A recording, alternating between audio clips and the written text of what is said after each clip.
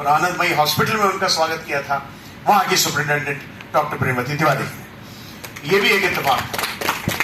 बनारस की बात कर रहे हैं हम लोग, आज के प्रधानमंत्री की बात कर रहे हैं हम लोग। मित्रों, इतना देश में तो जो कुछ होता है वो तो होता ही, आप जानते ही हैं। बहुत कुछ अच्छा भी होता है और बहुत कुछ अच्छा नहीं भी होता है। कभी कभी आप क्या जानते हैं, कितना जानते हैं, इससे अधिक महत्वपूर्ण हो जाता है कि आप किसको जानते हैं। ये भी हमारे देश में आप जानते ही हैं, मैं क्या बताऊं आपको। लेकिन पद्म भूषण से सम्मानित अमेरिकी आयुर्वेदिक विद्वान डेविड फ्रॉली का शायद आपने नाम सुना। डेविड फ्रॉली ने अपनी एक किताब आयुर्वेद में लिखा है कि आज विश्व का कोई ऐसा आयुर्वेदिक विद्यालय, महाविद्यालय नहीं हो सकता जिसके छात्रों ने डॉक्टर प्रेमवती तिवारी की किताबों से आयुर्वेद और विशेषकर प्रसूति तंत्र और बाल रोग न पढ़ा। इतना बड़ा सम्मान एक विदेशी उनका कर रहा है। मगर इस सब के बावजूद भी मित्रों, मेरी, अंजलि की, अंशु की, अक्षय की, सब लोग यहां बैठे, आप लोग जरा नमस्कार कर लें अगर चाहें तो। ये डॉक्टर अंजलि हैं, ये डॉक्टर अंशु हैं, ये ऑलमोस्ट डॉक्टर अक्षय हैं जिन्होंने अपनी पीएचडी आधे में छोड़ दी थी। तो मैं तो उतना तब, मैं तो हाई स्कूल पास करता हूँ तब तो पीएचडी तक पहुंचता, मेरी तो बात ही छोड़ दी। तो हम चारों उनके बच्चे हैं। जैसे मैंने कहा ना, उन्होंने कभी मकान बनवाया था ना कभी घर बसाया था, लेकिन फिर हम चारों को उन्होंने जिस तरह से पाला, हमने अगर भारत देखा है तो उनकी वजह से देखा है।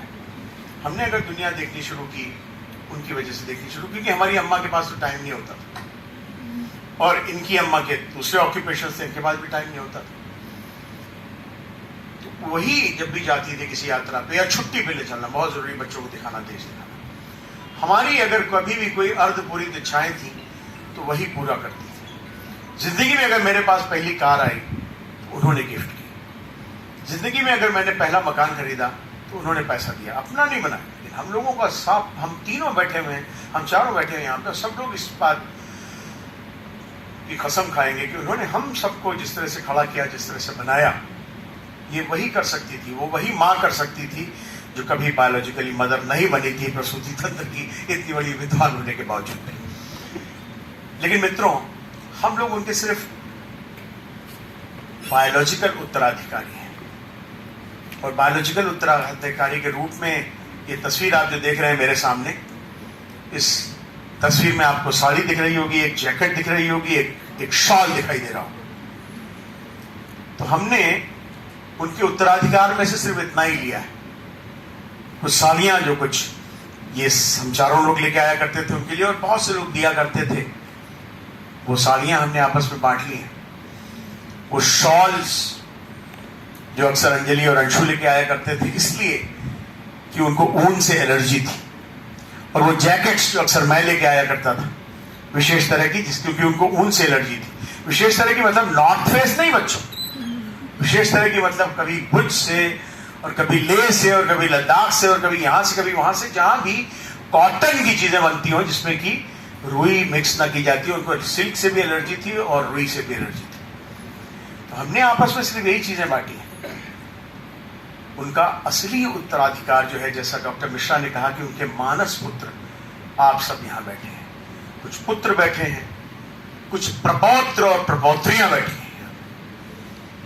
आप लोग उनके असली उत्तराधिकारी हैं।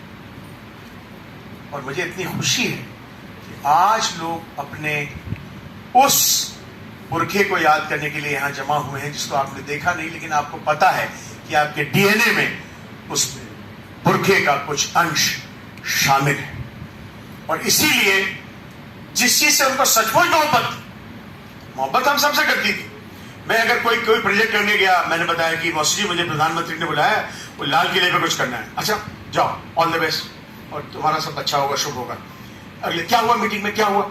मगर नहीं, क्या हुआ, प्रधानमंत्री बिजी हो गए थे इसलिए मिल नहीं पाए, क्योंकि वो सडनली जो है वो कुछ कहा कि बहुत विशेष बात है, और 3 दिन बाद पता चला कि वो तो डीमोनेटाइजेशन करने वाले थे। इसलिए हमसे नहीं मिले थे।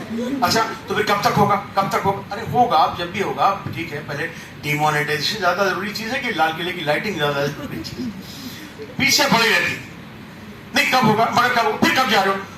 नो मोदी बोलते तो नहीं सुना, फिर कब? अरे भाई जाएंगे यार, तो 2-4 महीने बाद। हाँ अभी गए हैं, वो तो नहीं मिले, लेकिन उनके सेक्रेटरी क्या बात हुई, कब मिलेगा? अरे भाई जरूरी थोड़ी है हमी को मिल जाए, बुलाया था उन्होंने, हमारा आइडिया सुना, हो सकता ना भी दे, लेकिन नहीं तुमको मिलेगा देखना। और सचमुच 4 साल बाद मिल जाया करता था प्रोजेक्ट को।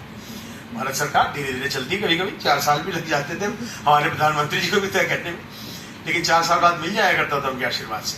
तो हमारा ख्याल रखती थी, लेकिन उनका जो असली जो खाती वो छोड़ के गई हैं, असली उत्तराधिकार जो छोड़ के गई हैं, वो कुछ तो आप लोगों ने ऑलरेडी ले लिया है वो सारा ज्ञान, इससे आपको आपसे रश्क होता है मुझे। और उसके अतिरिक्त जितनी पुस्तकें छोड़ के गई हैं, वो जितना भी ज्ञान छोड़ के गई हैं, वो सब हम लोग बातचीत कर चुके हैं यहाँ पे डॉक्टर ब्रिजमोहन जी से, डॉक्टर संगीता जी से, कि वो सब भी आप लोगों के पास ही आना चाहिए। उस उत्तराधिकार पे हमारे घर में डॉक्टर बहुत सारे हैं, लेकिन उनका कोई अधिकार नहीं है। उस पर अतिरिक्त अधिकार आप लोगों का है, उस पर अधिकार बीएचयू का है, उस पर अधिकार उन डिपार्टमेंट्स का है, चाहे वो कौमार व्यक्ति हो, चाहे वो बाल रोग हो, चाहे वो प्रसूति तंत्र हो, चाहे वो क्रिया शरीर हो, जो सब मिलकर के इतना बड़ा ट्रिब्यूट उन्हें दे रहे हैं। और मैं थैंक्स देना चाहूंगा यहाँ अपने महाराष्ट्र से आए मित्र का, जो कि आयुर्वेद नेटवर्क की तरफ से, जिन्होंने इस ट्रिब्यूट को और सफल बनाने में और बृहद बनाने में और दुनिया तक ले जाने में इतना बड़ा काम किया है। आज मैंने सुना, मैंने बहुत मिस किया कि डॉक्टर अभिमन्यु ने बात की कि कैसे जब वो बनारस में कार चलाती थी तो लोग देखा करते थे। कार तो उन्होंने 86 में पहली खरीदी थी, जो 88 में मैंने उनसे चुरा के मैं बंबई ले गया था। ये तो बहुत बात की बात है, 86 की बात है। लेकिन ये समझिए कि 1962 में लखनऊ शहर में 2 ही स्कूटर्स औरतें चलाती थी। एक कोई क्रिश्चियन महिला थी जो स्कूटर चलाती थी, और एक फेंटाबुलस स्कूटर आया करता था जो बहुत ही हेवी होता था, वो चलाती थी आदरणीय डॉक्टर प्रेमवती तिवारी जी और आदरणीय डॉक्टर आशा यशवंत जी। तब लड़के कैसे घूरते होंगे, और तब लड़के कैसा कैसे पीछा करते होंगे, और तब 2 लड़कियों को गिराना कितना आसान रहता होगा। मगर इसके बावजूद भी वो कभी किसी से डरती नहीं थी। एक बार कोई काम से वो दिल्ली अकेले गई, और रात में गाड़ी पहुंची और कैंटोनमेंट जाना था, रिक्शे में बैठी हुई थी, और 2-3 फौजी जिन्होंने दारू पी हुई थी, इसे भी 60s की बात, बीएचयू आने से पहले की बात, वो साइकिल लेके उनके पीछे कुछ गाड़ी और गाना वाना गाते हुए चलने लगे पीछे। 62 में याद कीजिए कौन सा गाना रहा होगा, जिया भरमा के। तो वो उन्होंने जेब से एक चाकू निकाला जो उनके जीजाजी यानी मेरे पिताजी ने उनको दिया था, और वो दोनों लोगों ने वो पकड़ लिया था रिक्शे का हुड। उन्होंने चाकू निकाला और उनकी उंगली काट दी करके। ये हिम्मत थी उनमें, ये हिम्मत मुझे बहुत अच्छा लगा कि यहाँ जितने प्रेजेंटेशंस हो रहे थे उसमें लड़कियां ज्यादा थी। आज भी दोस्तों बहुत कुछ बदलने के बाद भी बहुत कुछ नहीं बदला है।